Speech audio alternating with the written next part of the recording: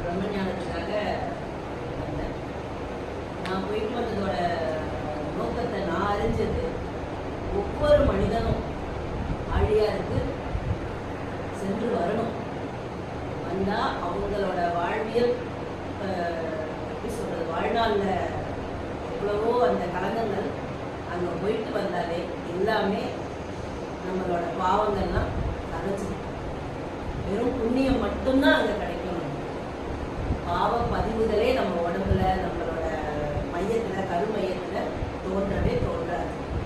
அங்கே போயிட்டு வந்த ஒவ்வொரு மக்களுக்கும் இது என்னால் முடித்து நான் அறிஞ்ச ஒரு உண்மை.